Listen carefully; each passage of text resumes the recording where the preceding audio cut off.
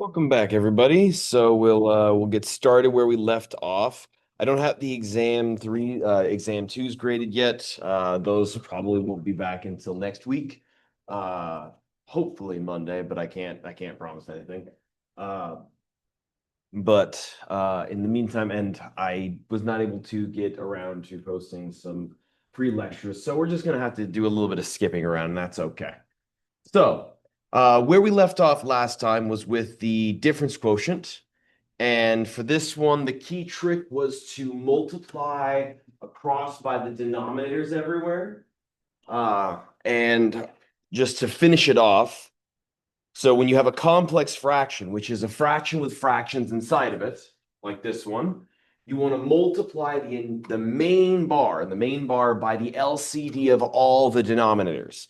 Now, h is not actually a denominator. It's not a small denominator because it's really just h over 1. So that's why it's just x plus h plus 9 times x plus 9.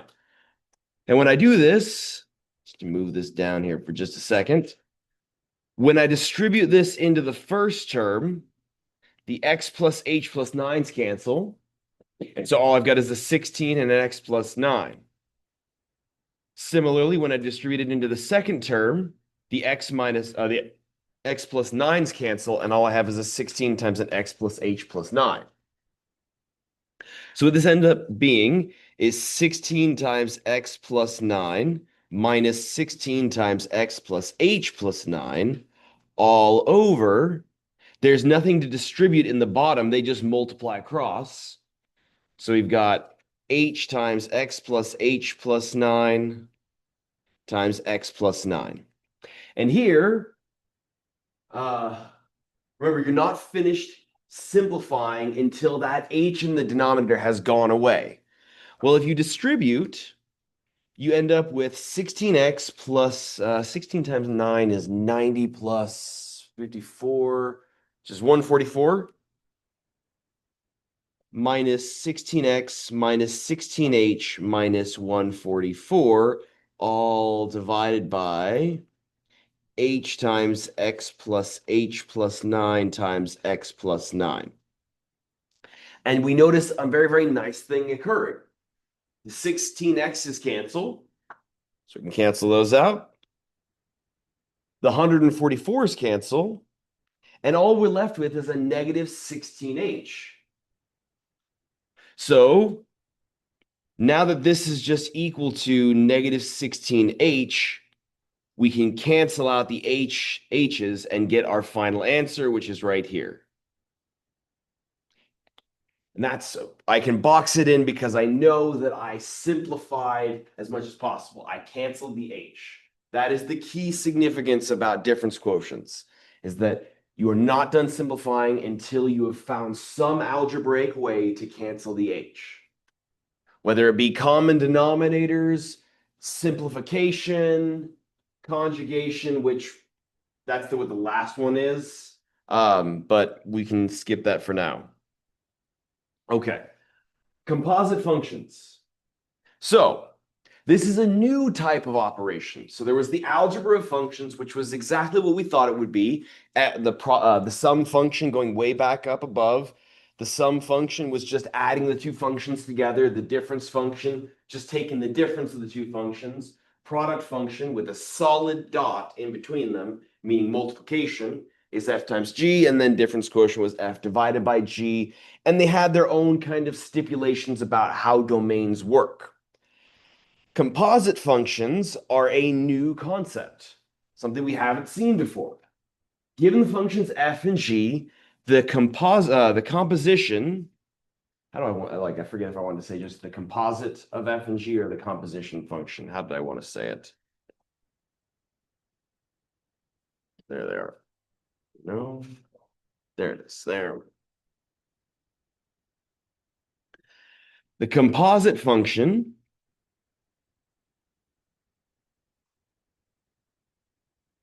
which is going to be given by it's f and then an open circle, not a solid dot like the product function, but an open circle. So it looks like f and then an o that has been kind of lifted up. So it looks like this. So it looks like fog. of x is equal to f of g of x. And we say f composed with g.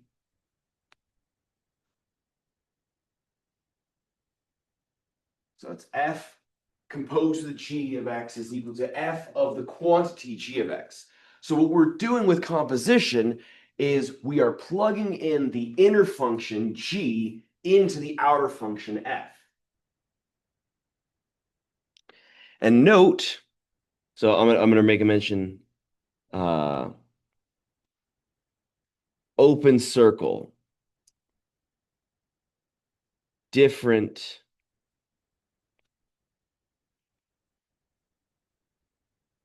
than f solid dot g of x, the product function. And honestly, what I can tell you is that I know who has actually been paying attention and versus those who have not based on this exam, because whenever I put a composition function on exam 3, some students will write it as a product function and they get it all wrong. And that is one way I know that students have not been paying attention in class or not coming to class. A composition function is completely different than a product function. That's why it's an open circle. I'm not sure why it's an open circle. It's just the decision that the mathematicians who created it thought of. As a note about this, order matters.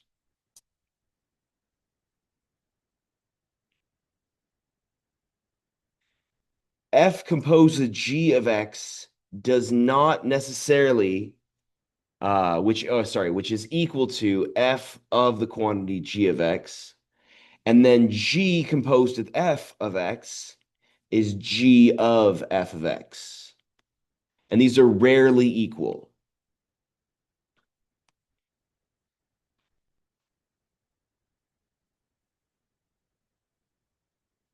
F composed with g of x and g composed with f of x are rarely equal functions. There are a few cases where that happens, and we're going to see one of them very, very soon, but that is something that is not guaranteed.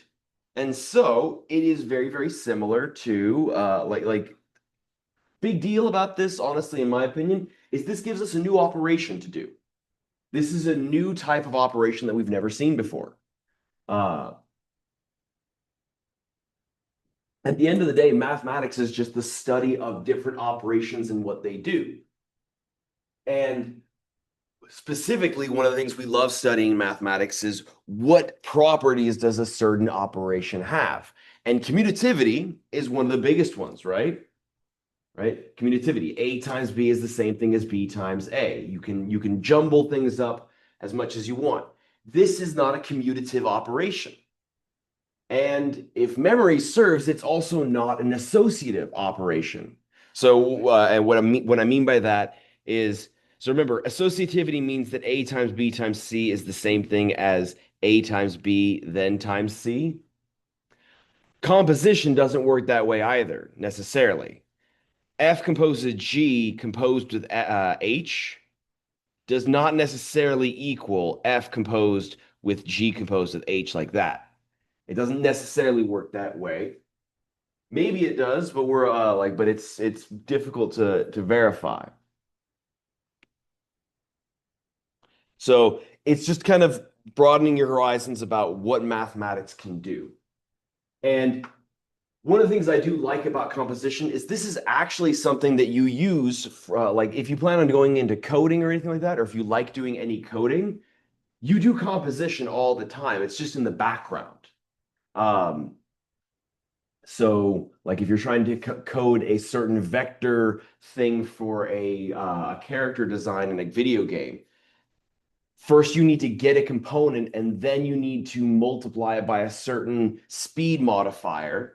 That is a composition of two operations. One operation is getting the component of the character where they sit in the 3D space, and one of them is amplifying their speed.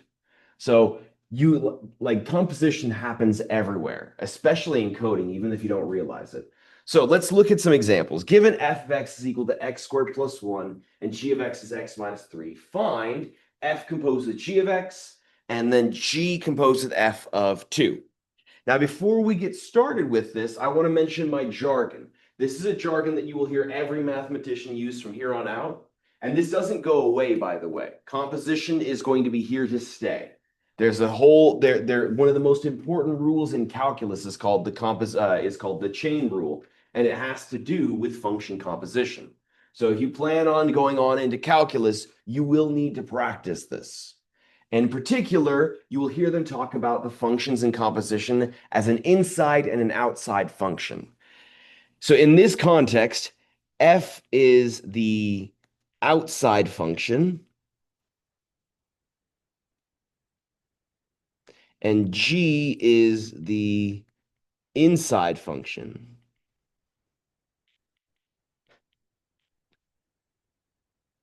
Pretty apparent, right? Right? Like G is on the inside of this terminology and F is on the outside of the terminology. Hopefully it makes sense. And the inside function goes inside of the outer function. That's how it works. So you don't have to rewrite it, but I'm going to strongly recommend that you do. You will get this down faster if you write down what the definition of this is every time. So f composed of g of x is by definition f of g of x. So what that means is I'm plugging in g into the function f.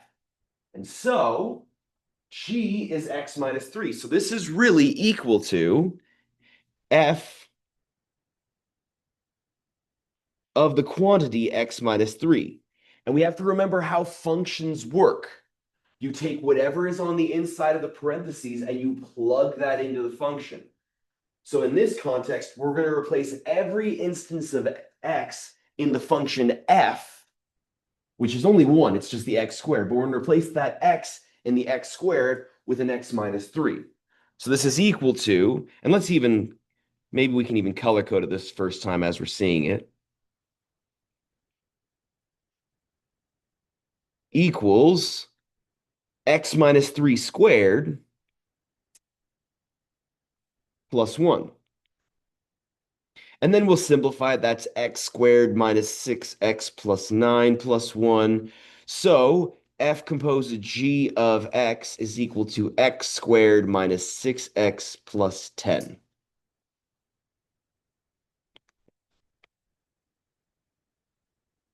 Nothing too terrible, hopefully. It gets a little more convoluted when we get domains involved, but I think as long as we understand how the algebra of domains works, we'll understand it here as well. Then this next one, unless there's any questions on that. Is log of x equal to f of g of x? Yes, f of the quantity g of x. Yes. So I like, and I hate to be that stickler about it, but I really want to make sure, like, especially for people watching the recording, that I'm being very clear with my language. Fog of x, which is f composed of g of x, is f of the quantity g of x. So we're plugging in g into the function. We're plugging the inside function into the outside function.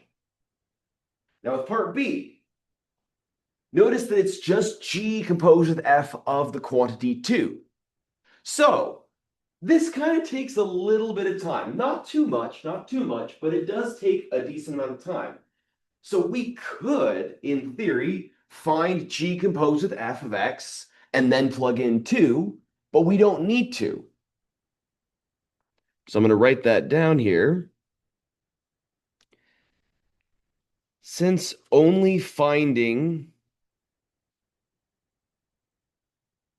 the composition at x equals 2, we don't actually need to find g composed with f of x. Since we're only, let's make sure we understand what I'm writing before we move on. Since we're only finding the composition at the x value 2, we don't need to actually find the overarching function. That's more work than necessary. That's more work than we need to do. It's not a lot more work, and maybe it's good practice, sure. But I do this specifically, I bring this problem up because there's a problem right here that I want to talk about and how to interpret it. So instead, just realize by the definition what this is this is equal to g of the quantity f of 2. That's what it means. You're plugging in 2 into f, and then whatever value you get, you're plugging that into g. This brings up an important concept when it comes to the domains of compositions of functions. You plug it into the inside function, and then whatever you get, you plug that into the outside function. So let's find out what f of 2 is. F of 2 is 2 squared plus 1, which is 5. So this equals g of 5.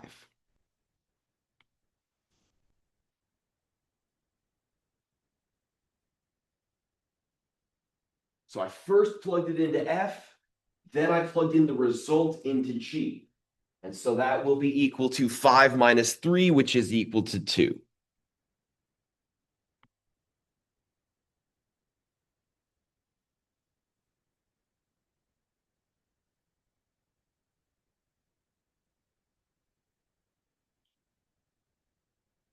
So yeah, I could have found it, but I didn't need to. And it brings up an important fact about this. First, it needs to be plugged into the inside function in order to then be plugged into the outside function. That'll play a role in just a moment. Just keep that in the keep that on the back pan on your burners, right? Got like 3 to 4 burners. One of them is for your sauce that you're kind of letting thicken up in the background while you're making your asparagus or whatever it is. So that's what you're doing. Next one. Unless there's any questions on that one. F composed with f of x. Nothing told me I couldn't compose a function with itself. That's actually very common. It's actually very, very useful in mathematics on occasion. It's very it depends on what you're working with, but it is something that we do use it for. Remember how I told you that I just want to gush about functions one more time. When we were in 1.3, I told you that functions were kind of the core of everything in mathematics. And it's true. Everything in mathematics, like almost everything, goes back to functions in some way, shape, or form. If you want to prove something in mathematics and upper division stuff, chances are you're going to be using a function at some point. And they are used everywhere in real life. As I said, computer science is just a bunch of function composition. You define all these functions that we've created. If you've ever worked in Unity, which is a gaming engine, it's how you can, a lot of people make games. There's also the Unreal Engine, if you've heard of that. That's kind of one of the big boy standards, but Unity is kind of more indie developers. But regardless, they all work on a coding basis and they all have these functions defined inside them, like get component or set time variable or whatever it may be. So, anyways, back to this one. F composed of f of x. By definition, that is just f of the quantity f of x. So we're plugging in f into itself. F of x on the inside is what f of x is. It's x squared plus 1. So this is f of the quantity x squared plus 1. So what we're doing is we're plugging in x, we're replacing every instance of x in the function f with an x squared plus 1. So that would be the quantity x squared plus 1 squared plus 1. And we'll FOIL that out and simplify. That's going to be x to the 4th plus 2x squared plus 1 on the outside. So f composed of f of x is equal to x to the 4th plus 2x squared plus 2.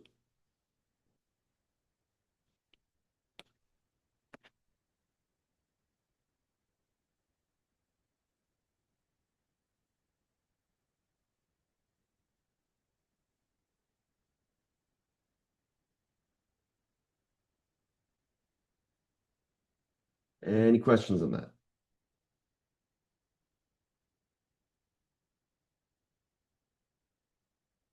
Okay.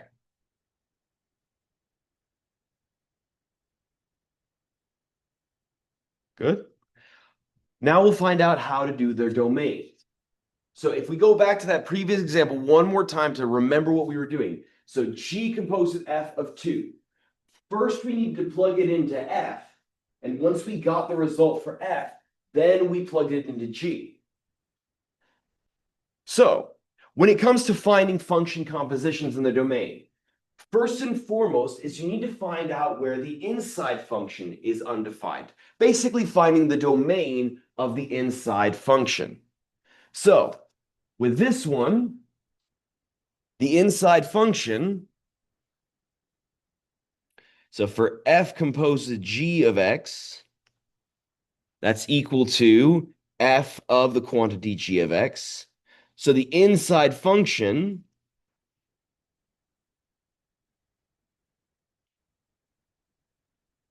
G of X equals the square root of X plus 3.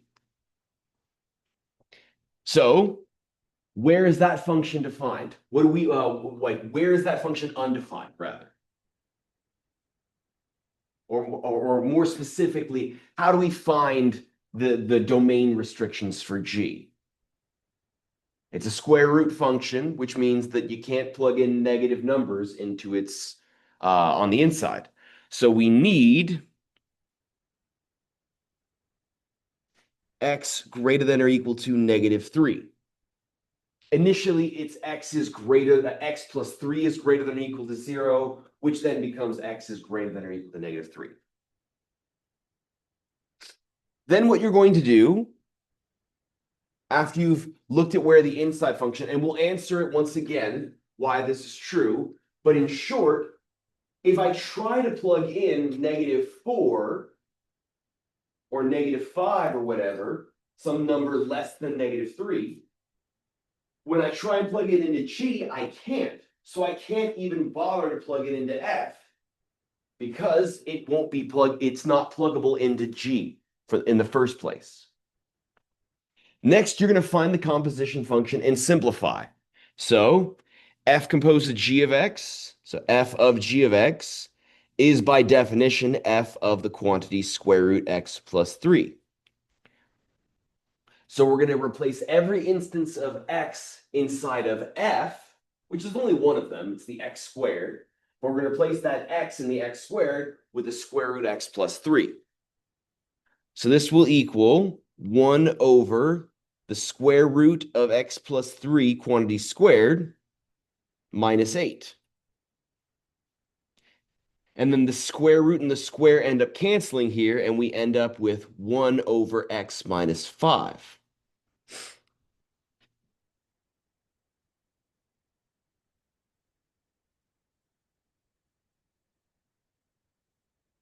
Then you're going to find the values that make your result, your composition function that's simplified, undefined.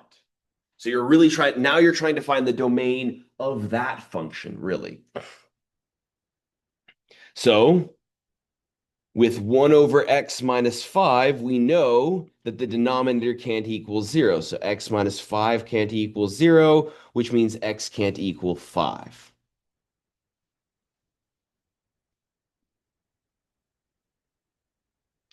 Now we combine the two things together.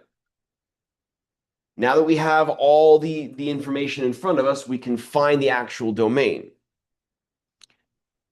So we know that X has to be greater than or equal to -3, and we know that X can't equal 5.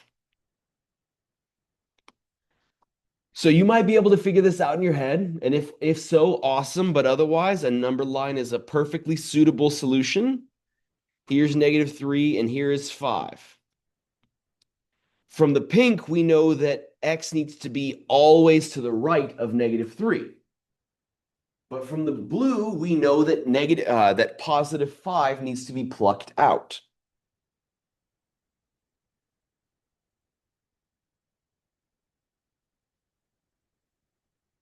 So our composition function, F composed of G of X, was equal to 1 over x minus 5, and its domain was bracket -3 to 5 parenthesis union parenthesis 5 to positive infinity.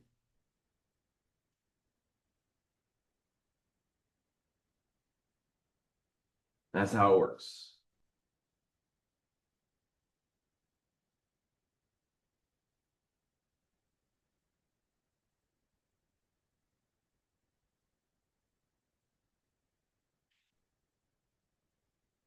Any questions on that? Besides the overarching question of why did we have to do step 1? So let's answer that question. Why step 1? Because if you look at F composite G just by itself, without knowing anything about F and G, it looks like its only problem is that x equals 5.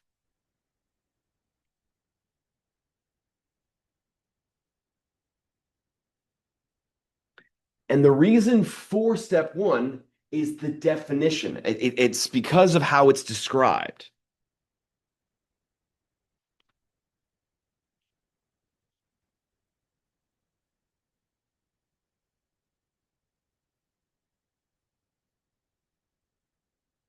Because of how composition works.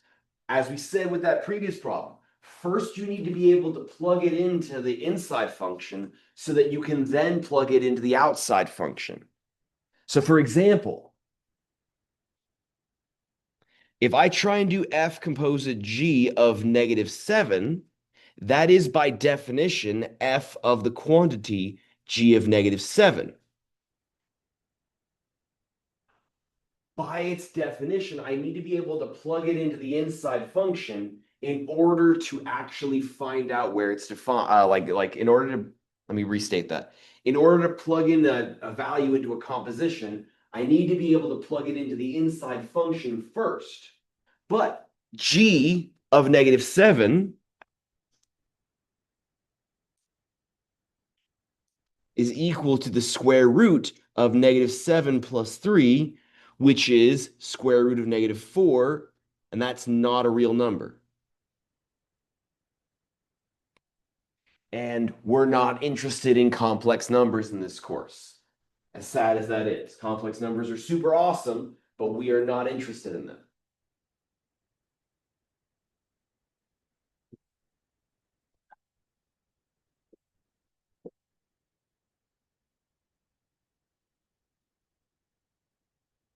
Any questions on that? Would we ever have to do that for the outside function? Nope. So, well, like the outside function's role is step 4. Once we've actually, step 3 and step 4, once we've actually computed the composition, that's basically the outside function's contributions. And so that's when we look at the outside function, is how it gets affected by the inside function. Excellent question. Okay. We'll do an example. Given that f of x is equal to 1 over x and g of x is equal to 5 over x minus 3, find g composed with f of x and its domain. So we don't have to break it up by step, but we can still write it if we'd like. I'm going to write the step-by-step process just so we can see it in action. Step 1. With g composed with f of x, that is equal to g of the quantity f of x, which is equal to g of 1 over x. So, f of x equals 1 over x, which means that x cannot equal 0. Because if x equals 0, then when we plugged it into f, we'd be getting 1 over 0, which is undefined. That's step 1. Now on to step 2.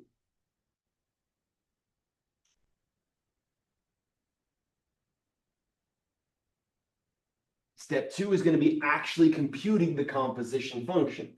So we're going to replace every instance of x inside of g with a 1 over x. So in this case, that will be equal to 5 over, we're going to replace the x with a 1 over x minus 3. And then we're going to simplify it to make it look like something we can handle, like that we can work with. So how should we deal with this? You could either find a common denominator in the big denominator and then simplify like that, or you could do what we did before, which is multiply across by the big multiply the big fraction by the denominator, like the LCD of all the denominators, which in this case would be just x. But I'm going to do it the way that a lot of students would see it. I'm going to multiply this thing by x over x. I'm going to multiply the 3 by x over x. That would give me 5 over 1 minus 3x over x, which simplifies to 5x over 1 minus 3x.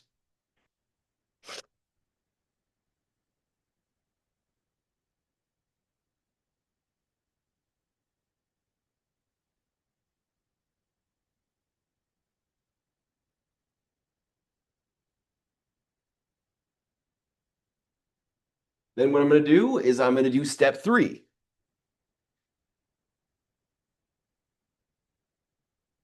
Which is to look at this and say that 1 minus 3x can't equal 0, which means that x can't equal 1/3.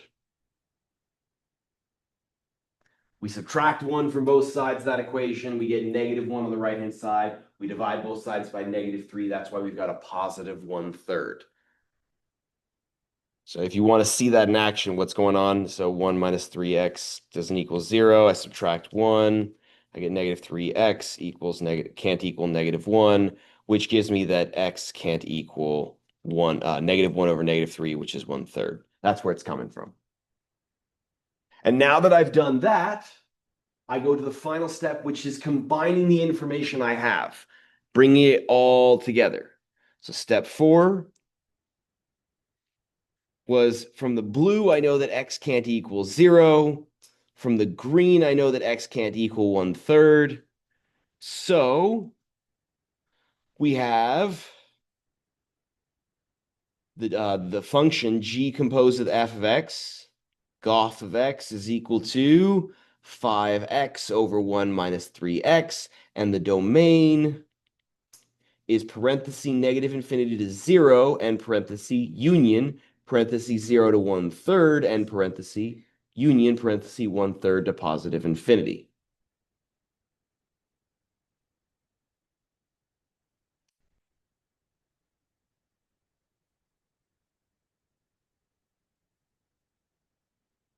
Hopefully everyone can see where the domain came from. I'm just plugging out the values 0 and 1/3, but you can always draw a number line to visualize it if you need.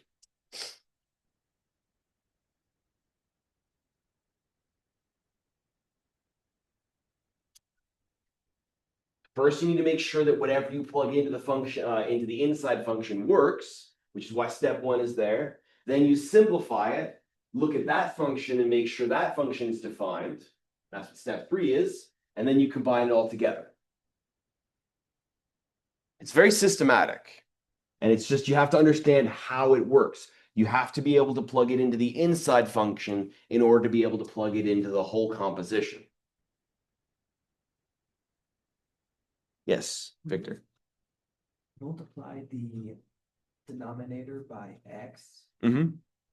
and we went to the next step. How did we end up with just 1 minus 3x and no denominator? Oh, so from here Yes. to here? Yes. So I'm going to take this denominator and I'm going to flip and multiply since I'm dividing by a fraction. So that's why it's now 5x versus just 5. Yeah. So when you divide by a fraction, you flip and multiply. Yes. Okay. Next problem is a conceptual problem. So it says find the graphs of f and g are given.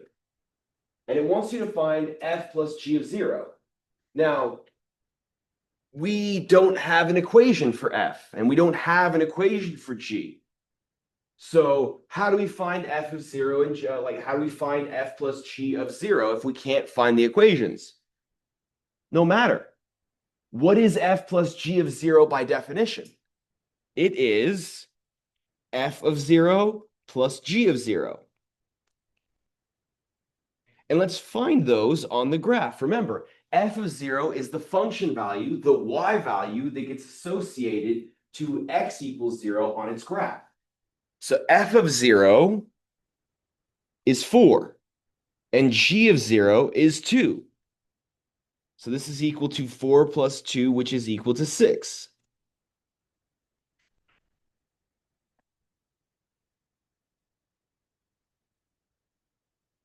I'm going to leave part B for you to do at some other point. I want you to do it.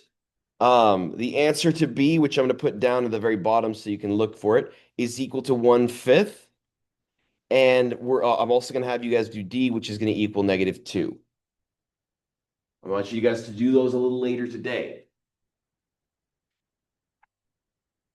But we'll do C together so we can see an example. So this one, instead of being one of the algebras of functions, this is a composition of functions. So what it is g composed with f of x, which by definition is g of the quantity f of -6. Now, f of -6, we need to look at its graph. F of -6 is equal to 2. So this is equal to g of 2.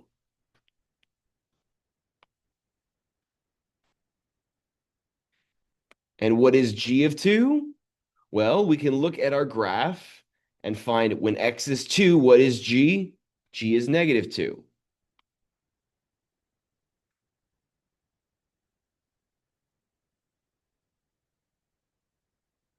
So it's all about understanding the core application, the core concept of this thing.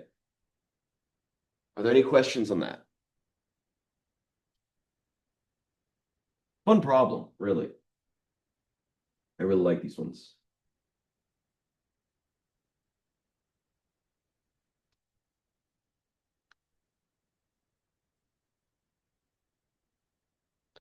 Okay.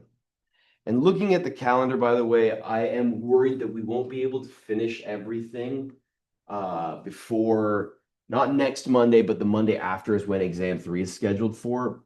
But based on that information, I think I might be moving exam 3 to Wednesday so that we make sure we go over everything necessary. We'll see more when we get to Monday, like what we finish today and make a decision on Monday of next week, okay?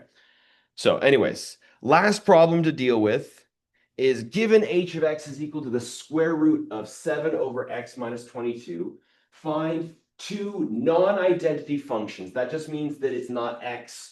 It's just not the basic function f of x equals x or g of x equals x, such that h is a composition of those two functions. Now, this seems silly at first. This seems like a really stupid thing to do, but this is very, very central to your understanding of compositions of functions, especially how it relates to calculus when you talk about the chain rule. Being able to identify the inside and outside is core to your success in calculus, specifically with the chain rule, which is everywhere. Everything involves the chain rule. So the key thing is to identify the inside and outside of H.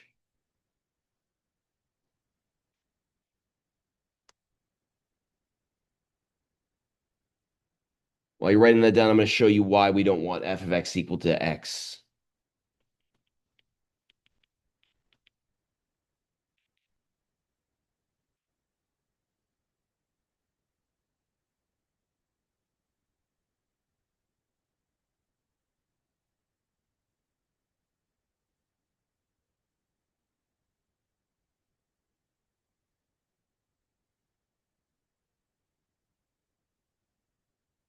So the reason why we don't want an identity function is that it becomes trivial. If you make f of x or g of x equal to x, then you can just make the other function equal to h, and it does it for you. Which brings up a good point, is that now we have the composition identity. Remember, we have the multiplicative identity, which is 1, right? Because 5 times 1 is 5. Multiply 1 by anything, you get back what it is. There was the additive identity, which is 0. And now we have the composition identity, the identity function, x. That's why it's called the identity function. Because when you compose two functions together, and one of them is x, it doesn't do anything. It just leaves it as is. So anyways, back to the problem at hand. What is the inside of that of h? It's that that 7 over x minus 22.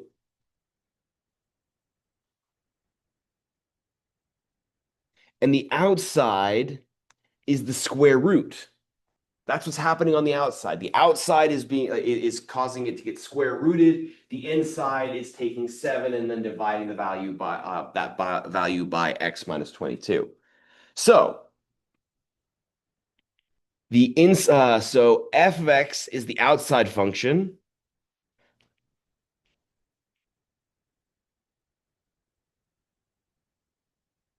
Is just the square root of x. And the inside function,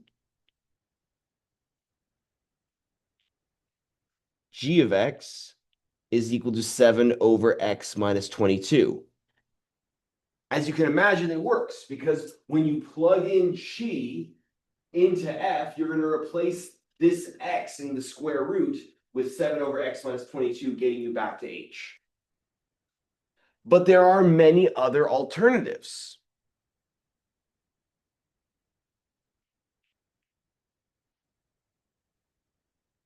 You could think of everything except for the denominator to be the outside, and the inside being just the denominator, x minus 22. So you could have f of x equaling the square root of 7 over x, and g of x equaling x minus 22. That'll also work. This is to show you that there are actually infinitely many options, because you could also do f of x is equal to the square root of 7 over x minus 1, and then g of x would be the square root of x minus 21. Or you can make it 7 over x plus 1, and g of x equal to x minus 23. And so on and so forth. You can do this a bunch of times. You can really let your channel your inner Bob Ross. So, any questions on that?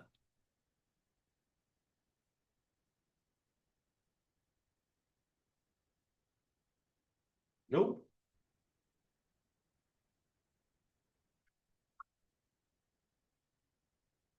Okay.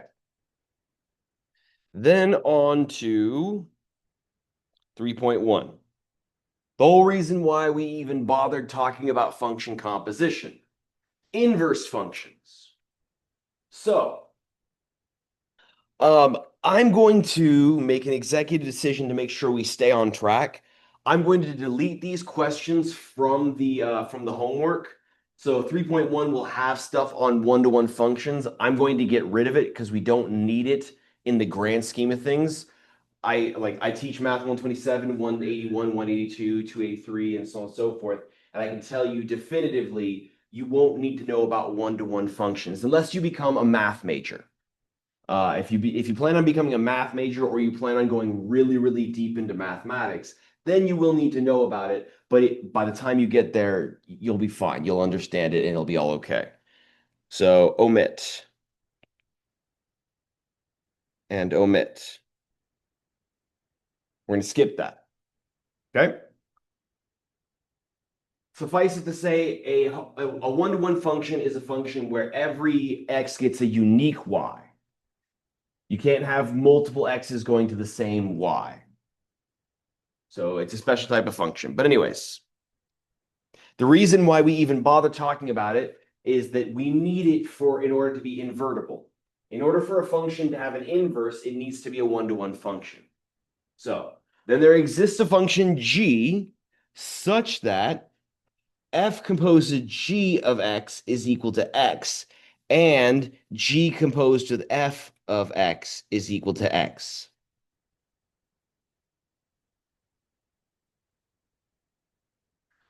So it's a function that when you compose it with f, you get back the identity function. And that makes sense if you think about it in the, like, mathematicians were very particular about this terminology. What they're talking about when we talk about multiplying it, like multiplicative inverses, right? Two's multiplicative inverse is 1/2, because when you multiply them 2 and 1/2 together, you get 1, the multiplicative identity. So an inverse function is a function that when you compose the function with its inverse, you get back the composition identity, x. So this function is called the inverse of f, and it is denoted f with a -1 in its exponent, like that. So not to be confused with, and this will trip you up as you continue on in mathematics, but it's an easy fix, and you'll make the mistake once and then you'll move on. Don't write this down. This is not an inverse. This is by definition 1 over f of x. But f inverse of x is different. That is not an exponent. That is a -1 meant to represent the way we typically think of a -1 to mean in terms of inverses. It's an unfortunate side effect of mathematics. It's just one of the things we've written. I would have honestly preferred if we wrote an I for inverse. But the problem is, once again, like if you're wondering why we didn't use I for that instead, it's because imagine every culture is different and everyone's language is different, right? So I don't speak Mandarin, but I'm assuming that the word for inverse in Mandarin doesn't start with an I. And also it's probably, then they have a completely different letter structure than we do. So maybe that's the reason why. But once again, math is the universal language, so that's why we use the -1. But anyways, just make sure you understand it's not an exponent. It's meant to denote a function's inverse. So rewriting it now, like now that we've got the actual way we denote it, let's rewrite the supposite, like the requirements. That is, f composed with f inverse is equal to x of x is equal to x, and f inverse composed of f of x is equal to x. That's what it means. When you compose the two functions together in either order, you should get back the identity. So this question says, verify that these two functions are in fact inverses of each other. So what we need to do is we need to show f composed of g of x is equal to x, and g composed of f of x is equal to x as well. You need to show both, technically speaking.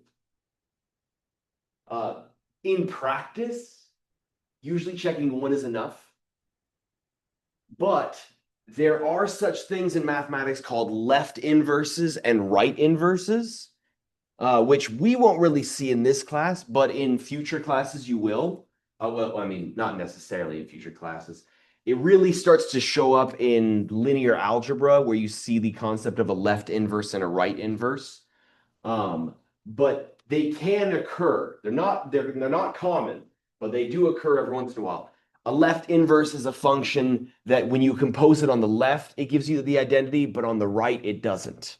And similarly for a right inverse. So you don't need to worry about that. So in practice for this class, as long as you check one, you're probably good. But to show the true nature of it, we need to check both. So let's go ahead and do that. So f composed of g of x is by definition f of g of x. And g of x is the cubed root of x minus 1 over 2.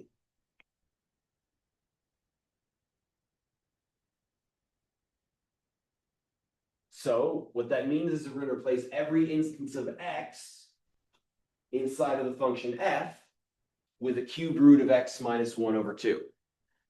So that's going to become 2 times, in parentheses, the cubed root of x minus 1 over 2, all raised to the third power plus 1. Any questions on that?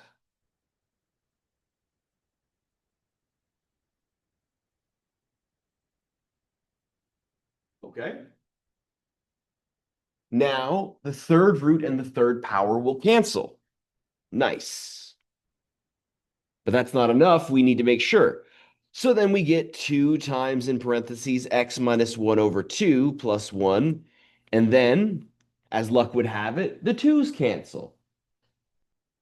And so then we have x minus 1 plus 1, and the 1's cancel. Isn't that nice? And it equals x.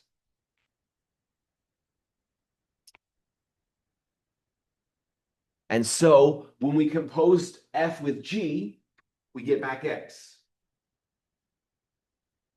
Good, good. Now that should be enough for us. Honestly, if you can do it once, it's probably going to work for the other, but we should still verify it.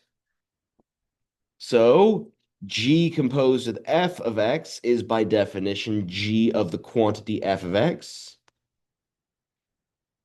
And f of x is by definition 2x cubed plus 1. So I'm replacing every instance of x inside of g with a 2x cubed plus 1.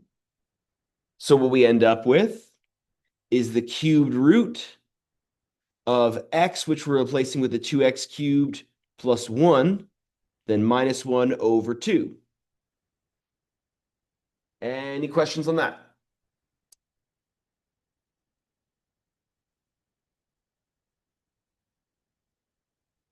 All right, well then the 1's cancel.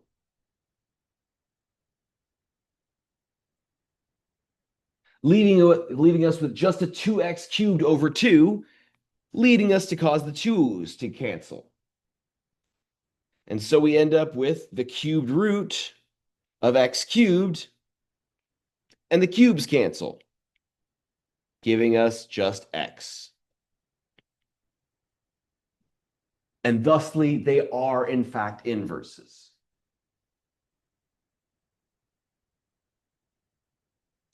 Any questions on that?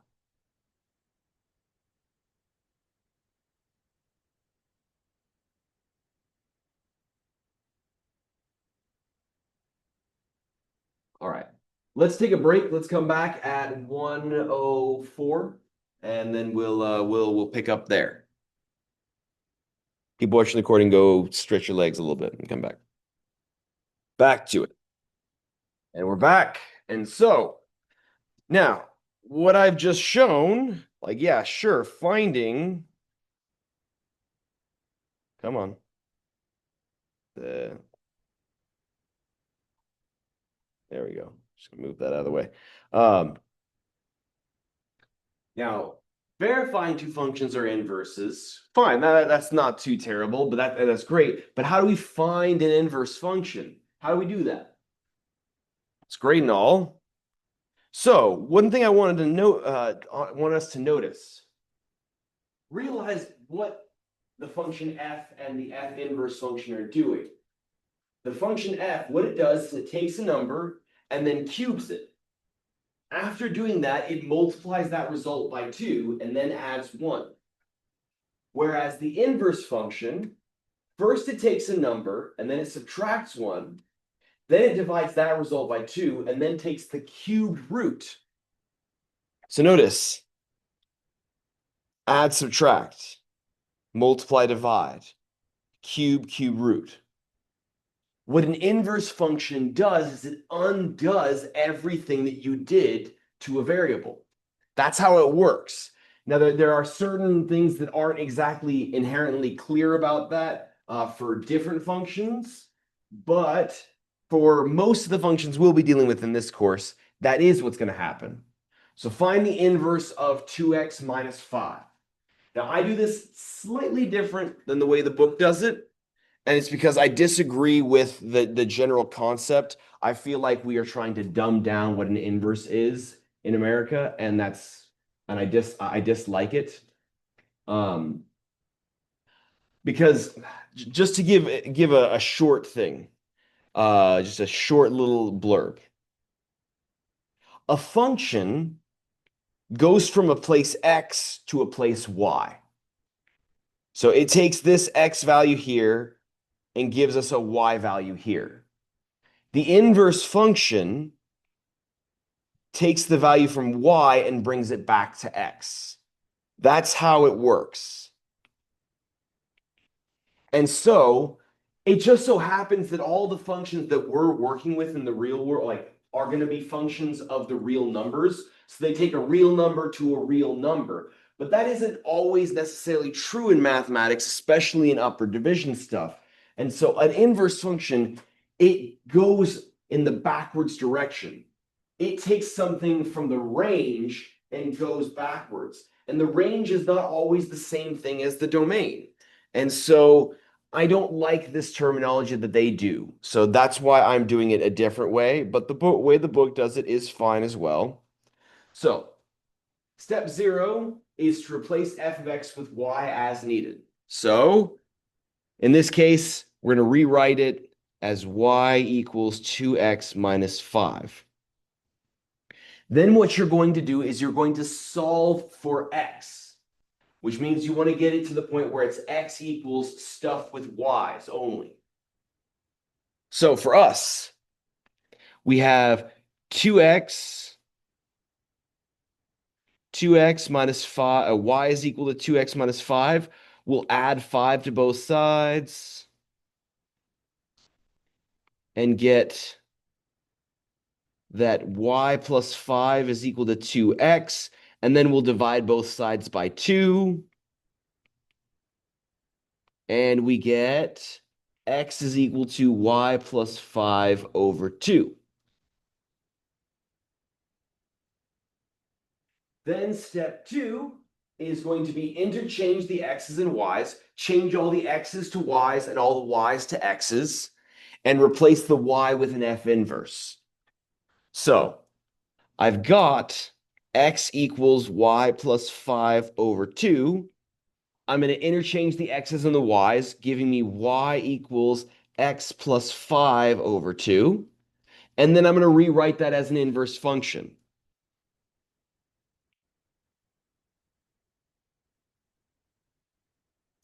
In my opinion, if you want to skip this middleman step right here, you should. Go straight from here to here. In all honesty, and this is the thing that I would like to fight back against, but sadly, America does this. I'm not sure about other countries, but I would hope that they do it differently to learn to do things better than us. An inverse function is a function of y. It really should be. So honestly, we should stop here and write as our function as f inverse of y equals y plus 5 over 2. But the world isn't ready for that, apparently. And so we just leave that for the math majors to deal with. So it's a stupid thing, but it's what we do. I can scream it from the mountaintops, but that's not a good use of my time. And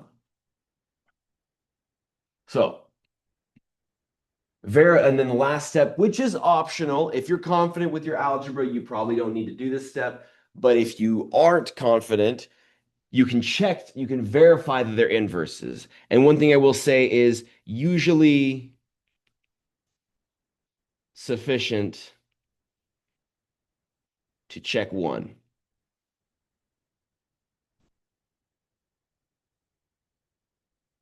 So verify that when you compose the two functions together, you get back the identity, you get back x. It's usually sufficient to check one. But if you want to be extra certain, you can check both. So what I mean by this is let's do f composed with f inverse of x. But we could have just as easily chosen to do f inverse composed with f. We could have done the reverse one. So by definition, that is f of the quantity f inverse of x which is f of the quantity x plus 5 over 2.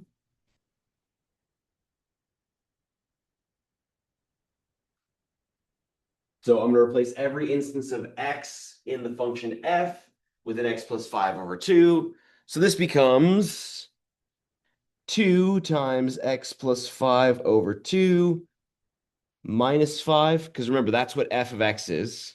It's 2x minus 5, so I'm replacing the x with an x plus 5 over 2. Here, the 2's cancel. I get x plus 5 minus 5. The 5's cancel, and I get x, which is exactly what I'd expect.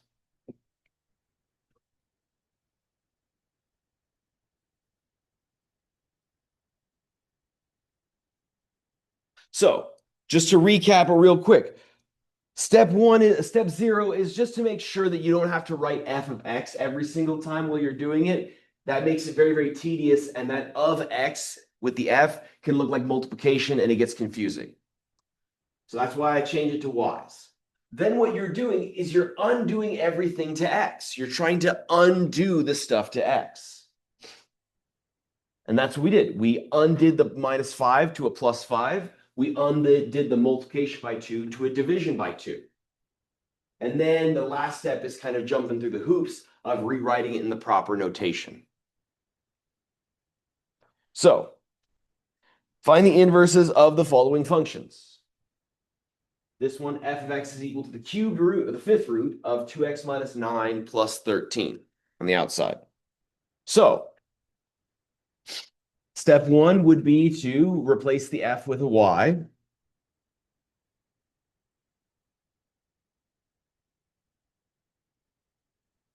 The fifth root, 2x minus 9 plus 13. So, I want to solve for x. And so what I'm going to do is I need to work my way outwards to inwards when I'm solving for a variable, right? So I first need to subtract 13.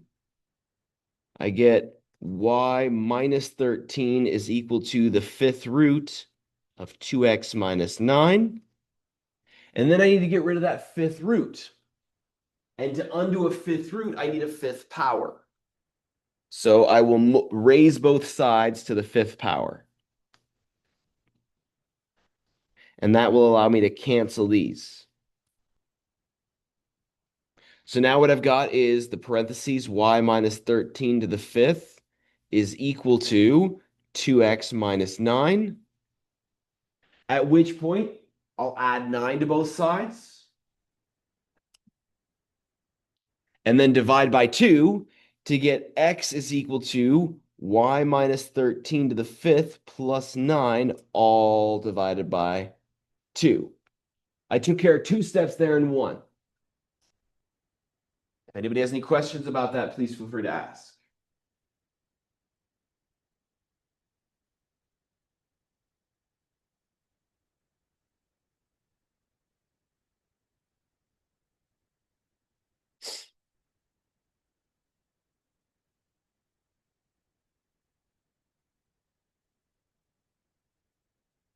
Okay. So last step is to jump through the hoops and just rewrite this in inverse notation format. So we get f inverse of x is equal to x minus 13 to the fifth plus 9 over 2. And then if you're ever uncertain, you can always verify your answer. But in the interest of time, I'm not going to do that. So I'm doing I'm doing the step, like the last step, you're interchanging the x's and the y's, and then you're changing the y to be an f inverse of x. That's why it's like that. Any questions on that? Okay. Nothing too terrible. But this next one is a little bit tricky at first. Because up until this point, every inverse function that we've been dealing with has only had a singular x in its function equation, right? This one, there's just one x. This one, there's just one x. This one, there's just one x. This new one, there's two x's. And that doubles the complexity a little bit. So let's first start off the same way. We're going to replace the h with a y. So we get y is equal to 2x minus 3 over x plus 4. And we've never seen this before, but that's not a reason to shy away from it. We need to face our problems head on. So when you've faced something you've never done before, you throw out random ideas. What do you think you should do? What would be a good thing to try? Could you multiply by the denominator? That's a good thing to do. I know myself personally, I don't like dealing with fractions any more than anybody else, right? So maybe if I multiply by the denominator to cancel it all out, that might be a good idea. And it is. That's the right choice. So I'm going to multiply both sides by x plus 4 to cancel it on the left. And that gives me xy plus 4y is equal to 2x minus 3.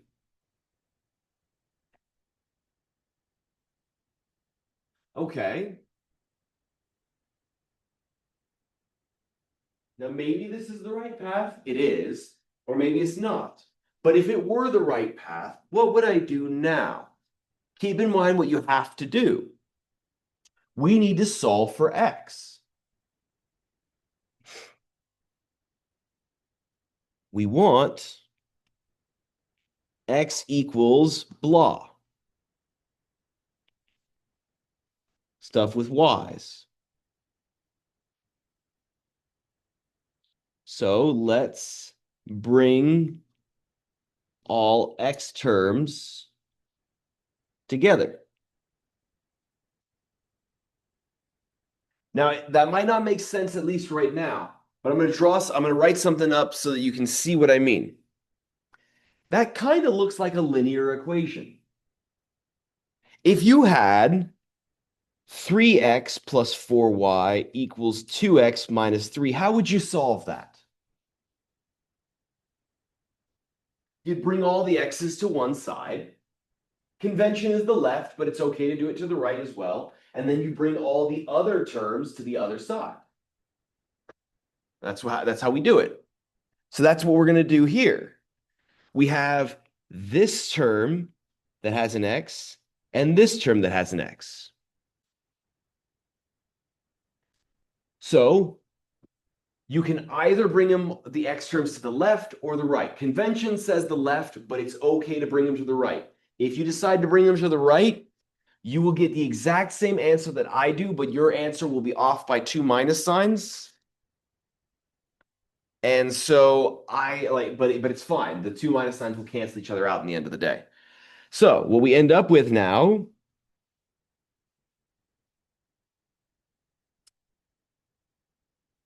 is xy minus 2x is equal to negative 4y minus 3. So I subtracted 2x from both sides. That's why the left-hand side now has a minus 2x. And then I subtracted 4y from both sides, canceling on the left, and that's why I have a negative 4y on the right now. You could write it as negative 3 minus 4y if you want. It doesn't really change much.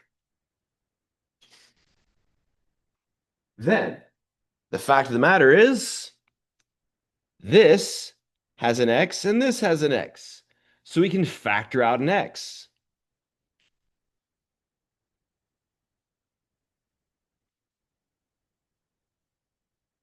And now we've gone from having two x's, two terms with an x, to one term that is a product of two things, of which one part is just an x. And now we can solve for x by dividing both sides by y minus 2 to get x is equal to negative 4y minus 3 over y minus 2.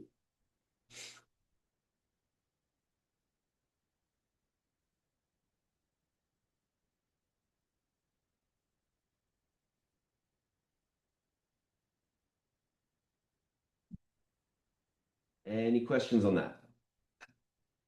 So this is a tricky problem at first, but as Jaden suggested, it's all about just being comfortable seeing what happens when you throw stuff at the wall. See what sticks, right? It's a fun pastime. Trying to throw things at the wall and see what sticks. So we tried to we multiply both sides by the denominator to get rid of denominators altogether. And then we remind ourselves that what we're trying to do at the end of the day is solve for x. We want x equals stuff with y's. So we bring all the x's together, the non-x's to the other side to kind of separate it, factor out the x, divide, and then we write the final function. Now that we've solved for x purely in terms of y, we write h inverse of x is equal to negative 4x minus 3 over x minus 2. And that is our inverse function.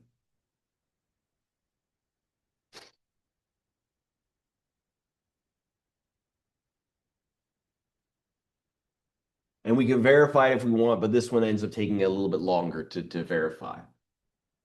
Now, one thing I will mention to you, guys, and people who actually watch the recording, you can get it is a rite of passage for every Math 126 student to have one of these on their exams.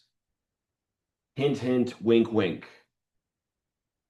I can't do I can't wink with my right eye, but maybe, just maybe, this type of a problem will show up on exam 3.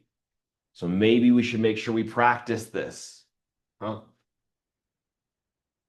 Please keep in mind, it's a rite of passage. Just like every calc student has to do a definition of the derivative problem, which that'll make more sense once you get to calc. Every pre-calc student has to find the inverse of a rational function. It's just a requirement. So I don't make the rules. I mean, I kind of do because this is my class, but still. Okay, so onwards to identifying some key things about inverse functions. So looking at these two functions, h of x was 2x minus 3 over x plus 4, and h inverse was negative 4x minus 3 over x minus 2. The domain of h, if we're looking at the domain of h, the only thing that we have a problem with is negative 4, because that would make the denominator 0. So the domain of h is negative infinity to negative 4 and parenthesis union parenthesis negative 4 to positive infinity. And the range, if you were to graph this function, realize that this function, and you don't have to draw this, but this is just for observational purposes, this function has a vertical asymptote at negative 4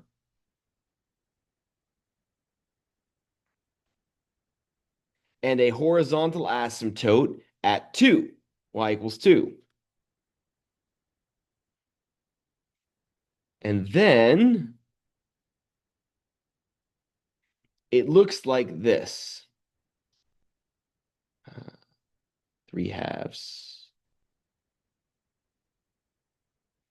It looks like that. That's what it looks like, as we might be able to do based on our knowledge about rational functions and how to graph them.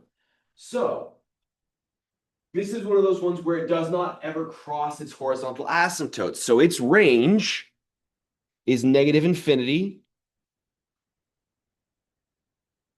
to 2 union 2 to positive infinity. And as we learned in 1.3, it's very hard to determine the range unless you have a graph. So that's why I graphed it. H inverse, its domain, the only thing that's a problem for H inverse is 2. Because if I plug in 2, I'll be dividing by 0, and so that's not that's a bad thing. So negative infinity to 2 union 2 to positive infinity. Huh. The domain of H inverse and the range of H were the same. Interesting. And if you were to graph H inverse, I guarantee you it would have a horizontal asymptote that it would not cross over at y equals negative 4, meaning that its range was negative infinity to -4, parenthesis, union, parenthesis, -4 to positive infinity. Huh. Interesting again. The domain of H is equal to the range of H inverse. That's very strange. That might be a fluke. Maybe I designed these functions to be perfectly set up that way. Maybe. I am a pretty boring person, right? I could have sat down for several hours trying to figure out exactly a function that does this. Maybe that's something real, maybe it's not. It's something real, but anyways, the other one. Now I'm just going to pick a random number. Someone give me a number. Someone give me a number. 5. Sure. All right. Notice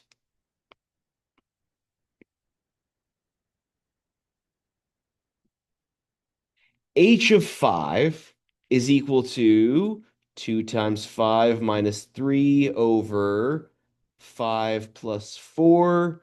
That's 10 it's 10 minus 3, which is 7 over 9. 7 over 9.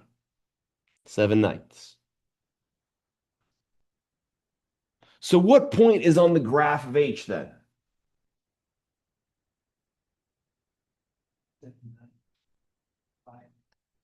5 comma 7/9. So 5 comma 7/9 is on the graph of h. And then furthermore, what happens when I plug in 7/9 into the inverse function? What happens when I plug in the function value of h into the input of h inverse? H inverse of 7/9 would equal -4 times 7/9 minus 3 over 7/9 minus 2. And let's see here. That would be, so that's going to be -28 ninths minus 9/9. Right? Wait, no. 7, yeah, -28 ninths minus 9/9 is, off the top of my head, 37 ninths. That doesn't make any sense. Oh God, I'm so itchy. I hate allergy season. All right, let's bust out a calculator because I'm lazy at the moment. -4 times 7/9 minus 3 is -55.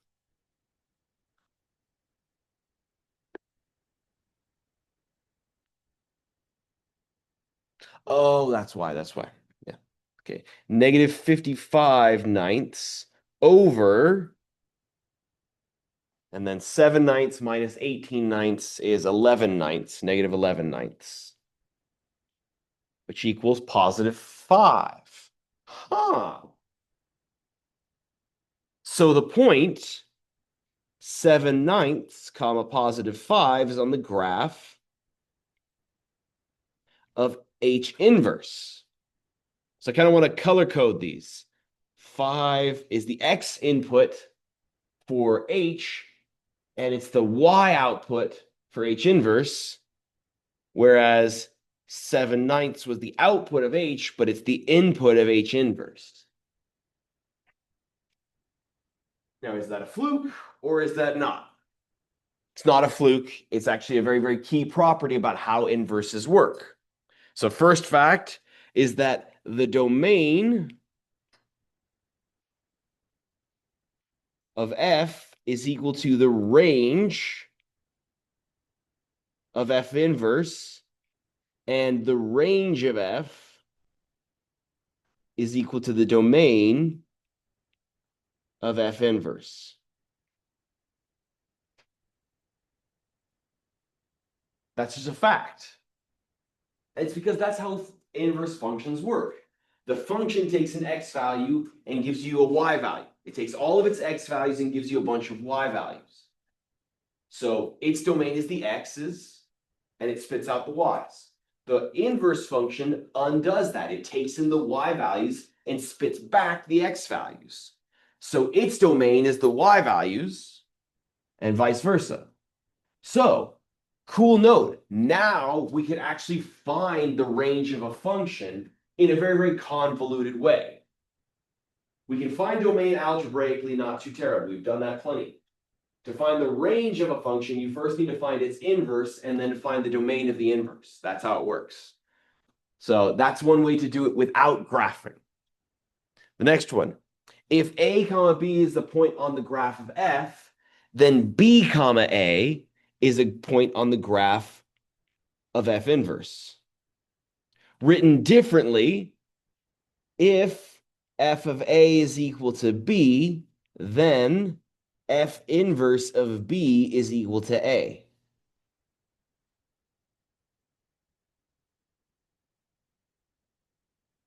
So if you plug a value into the function f and you get a value b, that means that when you plug that value b into the inverse, you get back where you started. It's kind of how the inverse function works.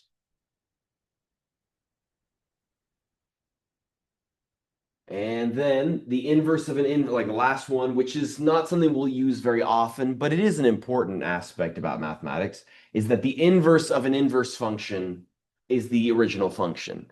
Written in mathematics, that's what I'm saying is f inverse inverted is just equal to the function.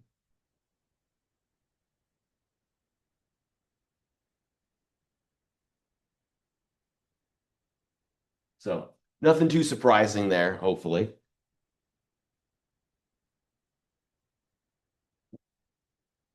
And we move on to the graphs. Unless there's any questions on that. I think that's pretty cool. But then again, I'm a pretty boring person, so. To graph an inverse function, we have to understand that key fact number 2. Key fact. Fact number 2. A comma B is on F if and only if B comma A is on F inverse. In practice, you'll take the points of F and flip-flop them.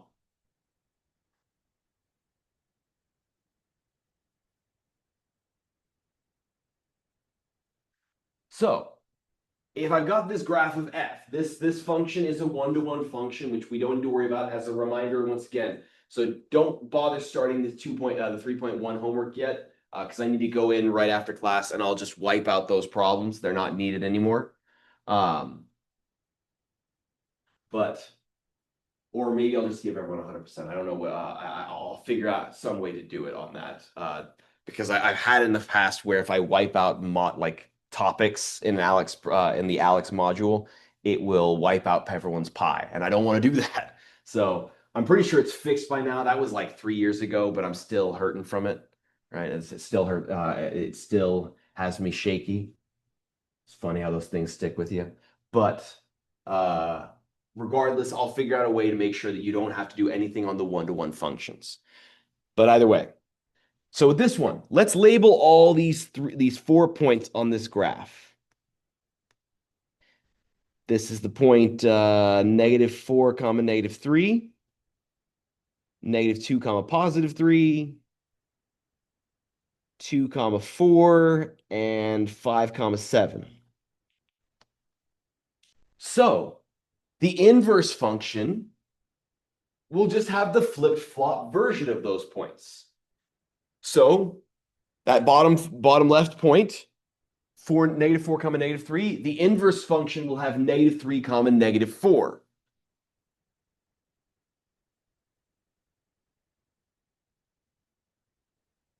The function had -2, 3. The inverse function will have 3, -2.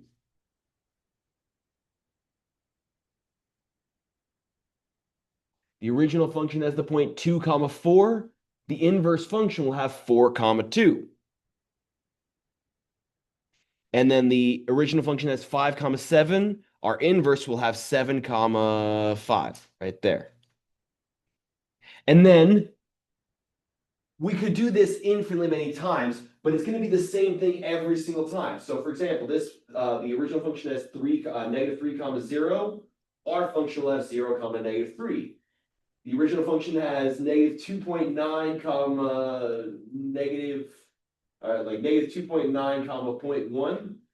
0.1 comma negative 2.9 will be on the graph of the inverse. So we just need these 4 points and we can just connect them with straight lines.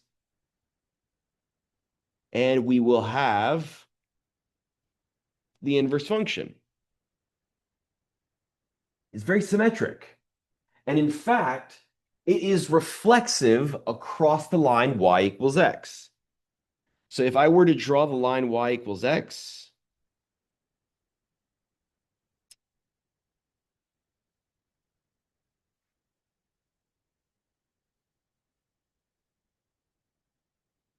there you go. That's the line y equals x. And this is f inverse, by the way. You'd see that they're a mirror image of each other on that line.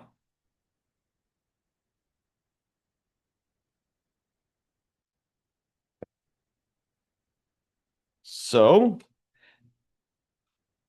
it's a fun fact.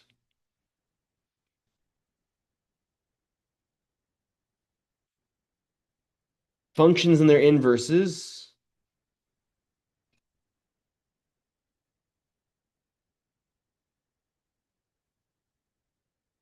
are symmetric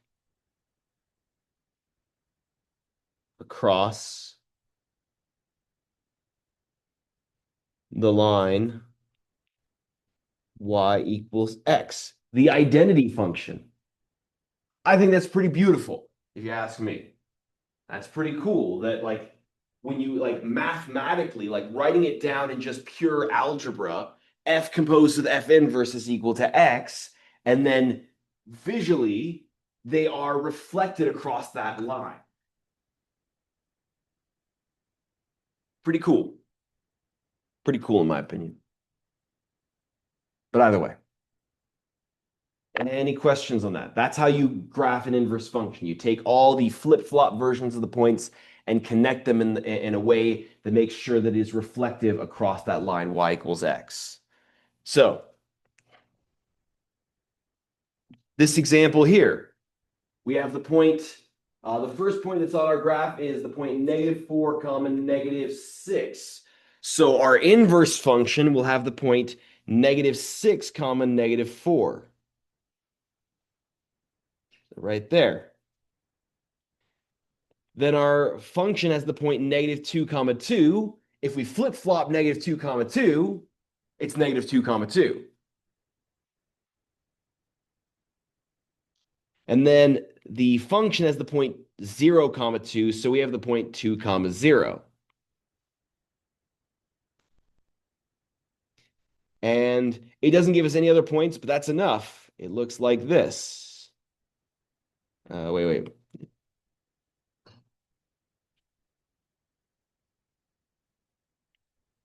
It's a mirror, like, it's just been reflected across the line y equals x.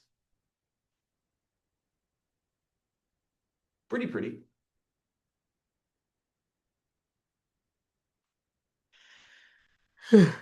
So, anyway. Okay. Any questions on that? That's inverse functions.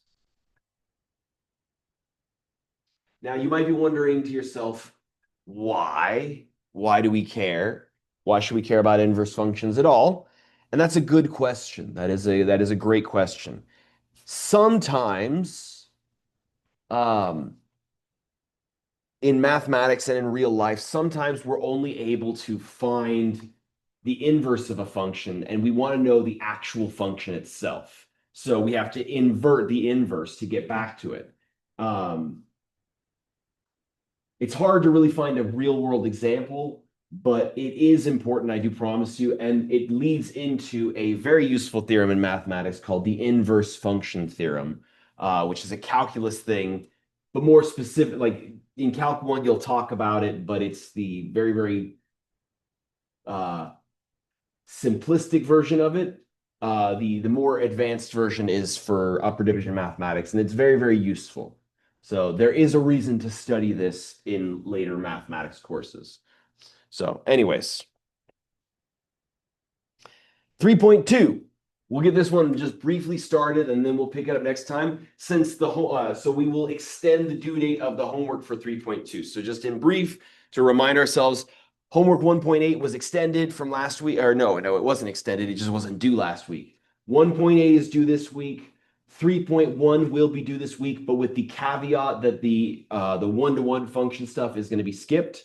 And then 3.2's homework will be extended until next Sunday. So to start it off, before we talk about, and this is going to seem very left field. We were talking about inverse functions and function composition, and now we talk about exponential functions. What's going on here? It'll make sense once we get to logarithmic. So just as a reminder of all your exponent rules, if you have two things with the same base but with and different exponents, or they could be the same exponents, you add the exponents together. So if I have x cubed times x to the 7th, that's really just x to the 10th. And by a very, very similar property, if you have x to the a over x to the b, so the same base, but in different spots, then you take the difference of them, top exponent minus bottom exponent. So for example, if I have x to the 3rd over x to the 12th, that's x to the negative 9th.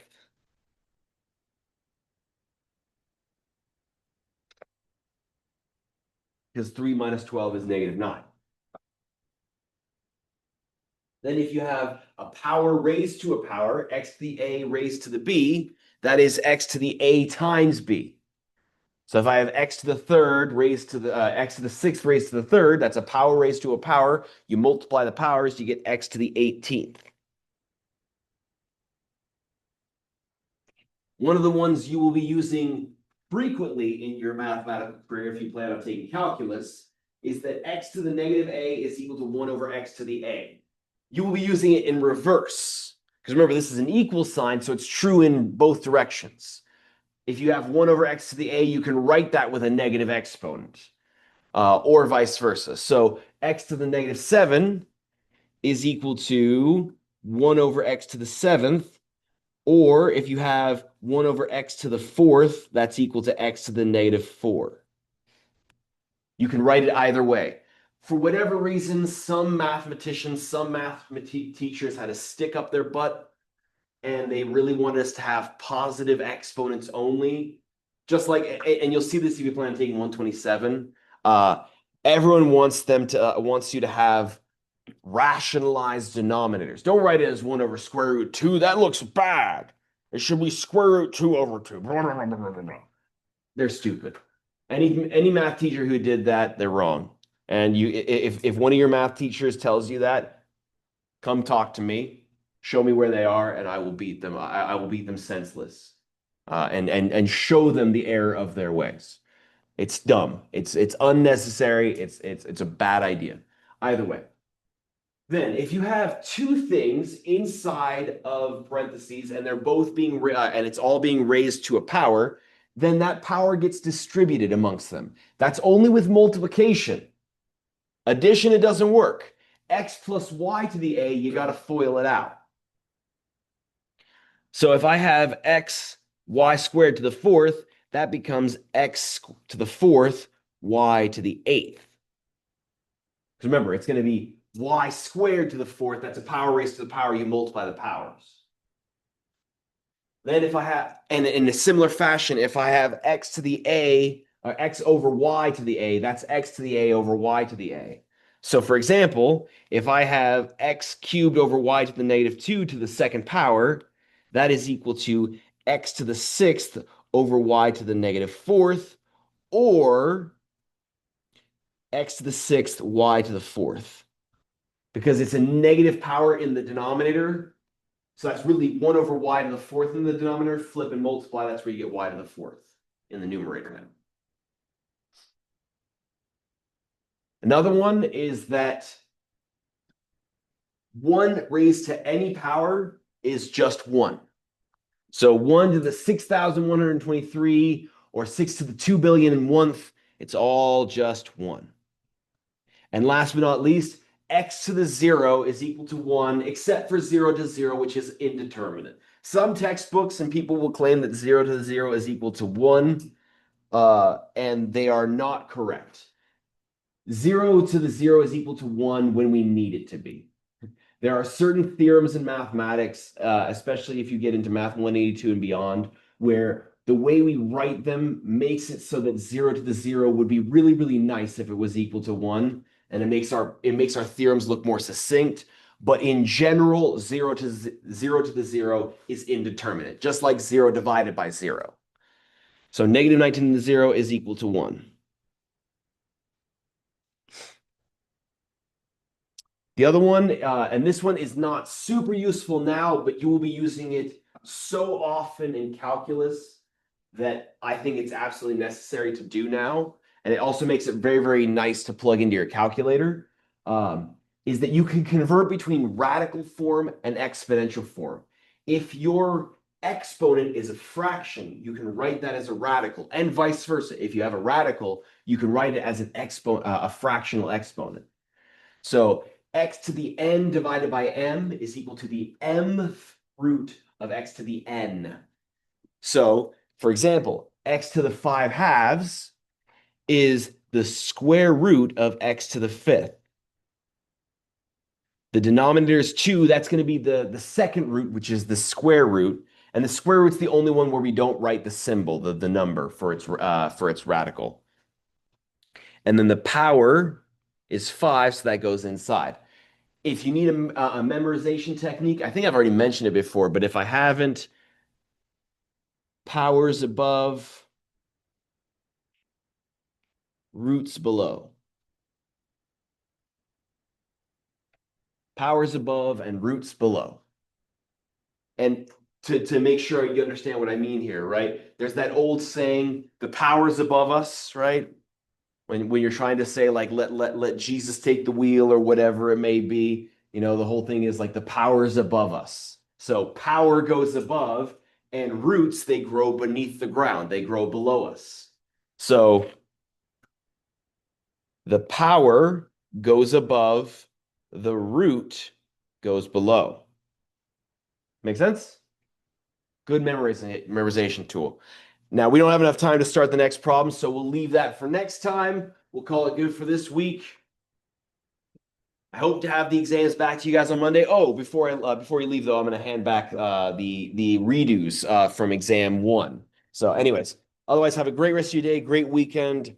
Avoid social media and doom scrolling. It's very, very bad for you. Have a good weekend.